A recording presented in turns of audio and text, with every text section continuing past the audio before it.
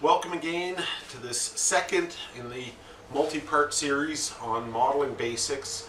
Today we're going to talk about dimensions, and we're going to do that mostly hands-on, so I'm not going to talk for too long here, but just to give you a basic understanding of what dimensions are. They're really containers for the elements or members that describe data. Data on its own is pretty meaningless. The number 42 could be very interesting and vastly important, but on its own it's pretty meaningless. If I know, however, that that number is my revenue for product X for January of 2015, that becomes more meaningful and a bit more depressing. But it's really how we ascribe meaning to our data. So in a cube is always two or more dimensions, and they really describe everything we're looking at. Cubes are always well-described data. It doesn't just float out on its own. It's a means for us to analyze and work with data that's very well described. So I'm not going to talk for too long about them, other than to say that it can be very helpful for you to think of dimensions in groups, to group how you think about dimensions. So why would you do that? Well, some dimensions are different. We know this from reality, right? I'm standing here at a point in space and in time, right? So I have a length, width, height, and I'm standing here at this very moment. So time is a little bit different though, because I can move through space, but I haven't quite sorted yet how to move through time. And in fact, when we're doing analysis and planning, time is a really different dimension, because I'll often have things like cash, which I might like to sum over time, but in fact, my closing cash balance for December 31st, 2015 is not the sum of every day of that year. It's actually the last period balance. So things like that change how we want to work with those dimensions. So the way I typically group them are to think about things like accounts and calculations as one type of dimension. So one, and we'll often call this a measures dimension, but it's the one where I'll do a lot of my work, my math, in a cube when I'm creating expressions. Others are just simple hierarchies. So when you think about products, suppliers, vendors, all sorts of dimensions that you just typically use for summing. So if I have a host of sites or various real estate locations, hotels, we're going to look at a hotels example. Those are just hierarchies, and I'll typically deal with those as just a means of consolidating data and describing it again the way I want to. Then I might think about things as simple lists. So they may be flat lists, or they may just have a total. They're not really hierarchies, they're just something I use for data entry. Certainly time, as we already discussed, very different dimension. Doesn't matter if I'm thinking about years, months, days, weeks, whichever. I still need to be able to know previous periods, future periods, because time is a little bit different and it doesn't always just sum. So I'll treat time as a separate dimension as well. And the last one that I'd mention as being different and worth grouping are things like versions. So versions are kind of specific, but we often have a version of actuals. This is my actuals for last year. I may have had a plan last year as well that I want to compare that to. But it's a dimension you typically almost never sum information in. We just want to actually see variance and things like that. But it's not a pure calculation dimension. So those are sort of the types that I keep as a mental model. There's no native implementation in TM1 of dimension types, although Performance Modeler, to aid your modeling experience, will add a lot of metadata that will help you when you specify what type of dimension you're working with. But we'll see that hands-on in a second, so let's get started. We're going to use Performance Modeler as our modeling client for TM1 because it does a great job of adding consistent and useful attributes to the dimensions that you create. We haven't talked about attributes yet, but you're going to love them. For our first dimension, I'm just going to create it on the fly here. So we'll create a new dimension, and we're going to call this dimension Hotel Measures, because we're going to analyze a number of hotels and their performance. Now you might remember that when we have something called measures, or something that has calculations in it, that we typically treat that as a type 1 dimension, and I'd specify that as calculation here. But I'm not going to do that in this case because I want to show you the differences. So I'm just going to pop out to a spreadsheet for a moment to copy those, and then I'll just paste those right in. And what you're seeing here are some fairly standard metrics that are used in the hotel industry to measure performance. Now, I'm not expecting you to know those, that's why I've called out the acronyms separately, but we'll explain those as we go along. If I were a property management or hotel management company, there's a good chance I'd have hundreds of these that I use to compare my hotels, but this is a pretty good place for us to start.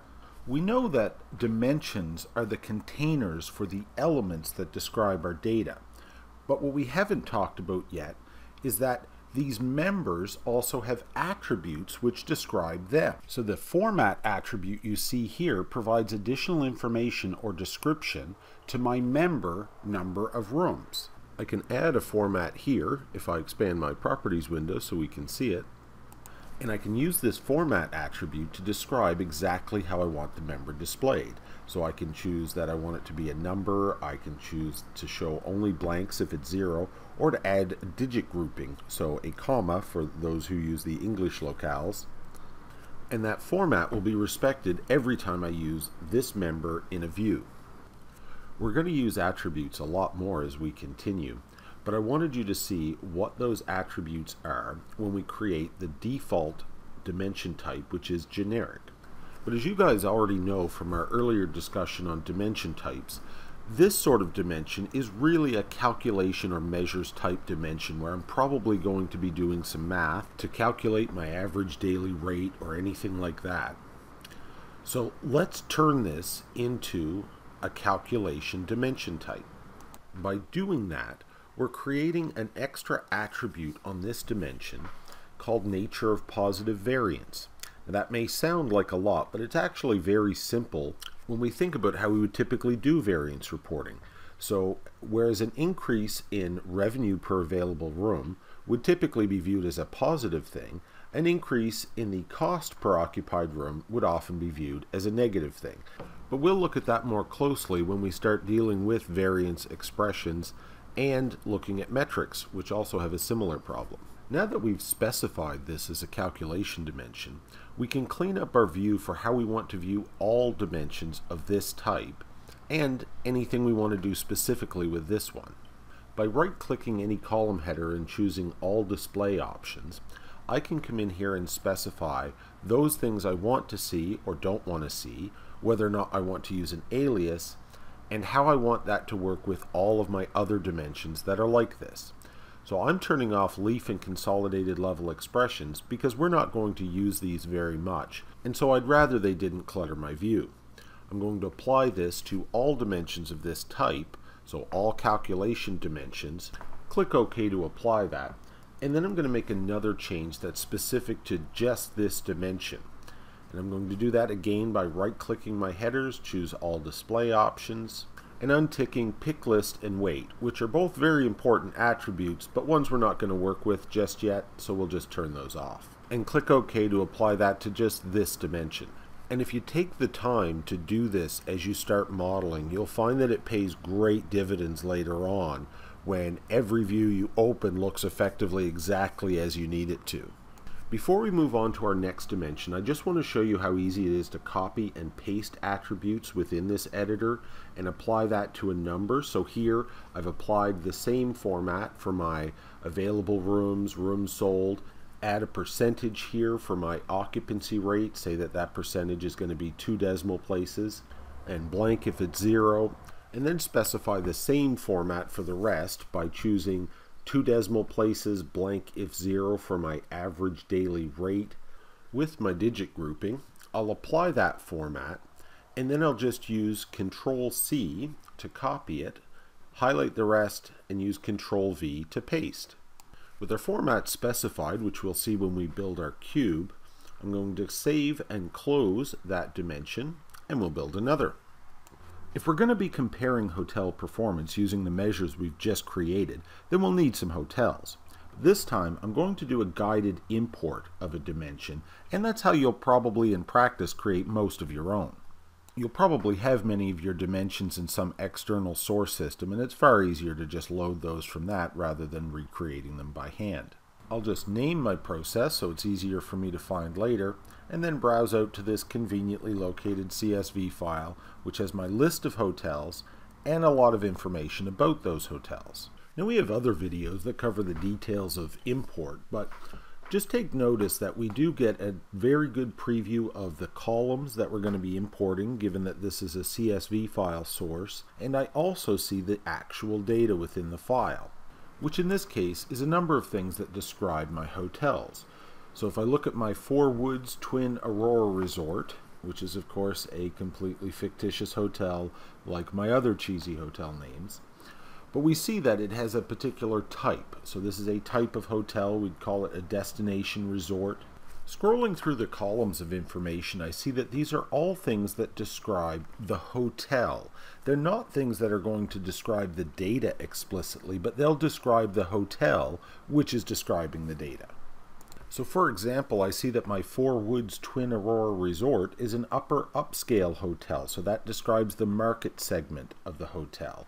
I can see the management chain, the brand, and the region that it's located in. Because I do a lot of my analysis based on the management company, I'm actually going to treat that column a little differently and group my hotels by management company. In fact, I'm going to create a hierarchy of those. The other columns that we have here, I'm going to specify as attributes, which again describe the hotel. The one that I'll change is type. Very often when importing data, we'll have a caption. So if I had a product ID, it might have a name and I want to see that as a caption. In this case, however, we also just want that treated as a text attribute like the others. Before we click finish, let's make one other change to the default and not include a total element, because we might specify this later on and not want the default. So I'll click finish and that import will run very quickly. And now we'll see two things. So we see a process called import hotels, which you'll remember I named this when we started. I'll throw that in my processes folder by dragging and dropping it. And then we'll look at our hotel dimension. Now this looks like a much shorter list than the one that I imported, but that's because this has grouped, as I indicated, each of my hotels by their management company. So all of the hotels that I own that are managed by Four Woods are grouped here under Four Woods. Of course, we can also see the attributes that are associated with each of these elements. So, like we talked about, we can see that this is a destination resort in the upper upscale segment within the Four Woods brand, as well as in the Four Woods management company. We also see a number of other attributes: a weight, which we'll talk about later, pick list, format, consolidated and leaf level expression, which have been added for us because this is still a generic dimension type. But we're going to say that this dimension represents a hierarchy, because we're building groups of items in here, like our Four Woods and Chariot groups of hotels. We're going to call this a hierarchy, and what that's going to do is limit those added to just the ones that we need, the ones that we've created. So again, very useful for me to specify the type of dimension. We've got two dimensions. That's all we need to start building a cube. So let's close our dimension editors, right click on our cubes folder and create a new cube. I'm going to call this cube Hotel Performance because that's what we're going to be measuring. The empty cube viewer that opens up here is my cube editor, which allows me to just drag and drop the dimensions we created to that cube. To see how this hierarchy will work, let's start entering some data. So let's enter 200 rooms for our Twin Aurora Resort, 65 for our Factor Long Day Motel, and see that those by default aggregate to our sum, 265. If I wanted to, I could use expressions to make that an average and that sort of thing, but this is the default that I want. Now this cube might be useful for holding some assumptions about my hotels that don't change across time. But of course, if something changes across time, this cube isn't going to support me comparing it because I have no notion of time. So let's create a time dimension now. If I had a time dimension I wanted to import, one that I'd been using in some spreadsheet process, I could do that. But I don't have to. I can create a time dimension very easily from scratch. So I'm going to create my weekly performance time dimension, this time specifying that it's time up front. And then we're going to generate and populate that time dimension. I can choose the grain or amount of detail when I populate my time dimension. So I can say I want to include years, quarters, months, and as implied by the name, weeks. Not going to do day level detail in this because I don't need it. So the lowest level of information we can keep is weeks, and we'll do that from January 1st of 2016, and we'll do this over 2 years for fun. We'll go to December 31st of 2017.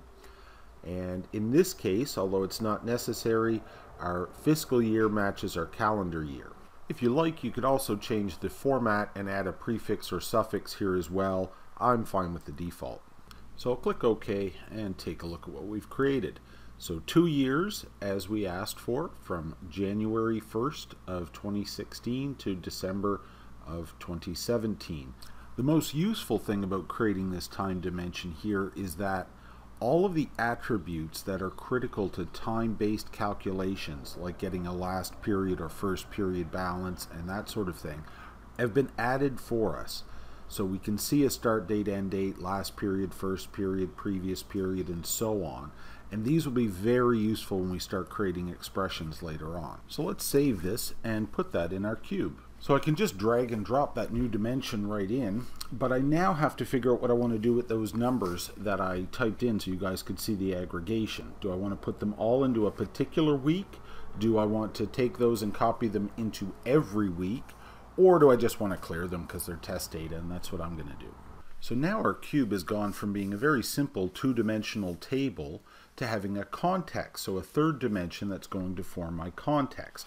And because this is a cube and gives me some flexible navigation, I can look at just 1 week, or I could reorient my cube to look at all weeks and specific hotels. So you'll have seen a trend building here.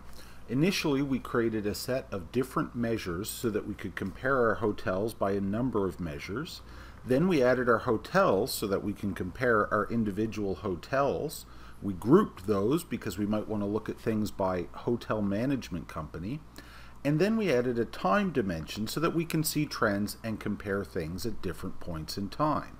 So if I told you that we wanted to compare actual values to our forecast values, you'd probably suggest we might need a new dimension for that, and that's exactly what we're going to do.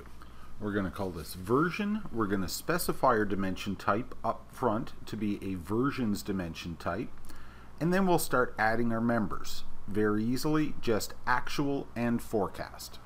You'll notice the version dimension type adds an attribute called version calculation, which we'll talk about when we do dimension calculations. I'll just save this and add that to our cube so that we now have a distinct bucket for our actual and another for our forecast. I'll just drop those on rows so you can take a look at them. And just like that, we have a cube that will serve us well in future segments where we discuss calculations, loading data to existing cubes, adding assumptions, and more. Before we move on though, a quick review of what we've learned. We built a measures dimension by copying and pasting from a spreadsheet. We added formats to that dimension so it would display the way we wanted. We controlled how we viewed the attributes of that dimension to create a much cleaner view and easier experience of building. We created a hotels dimension by importing data from an external file with attributes that describe each of our individual hotels. We formed those into a hierarchy grouped by our hotel management company. Then we generated a time dimension in Performance Modeler that had all the key attributes we'll need later to do some more interesting time-based expressions. Finally, we added a versions dimension so that we had a bucket for our actuals and our forecast, and we of course put this all together in a cube that we're going to have lots of fun with later. If cubes were houses, you just learned in 20 minutes how to build the walls. So please stay tuned for next time. We're going to have lots more fun.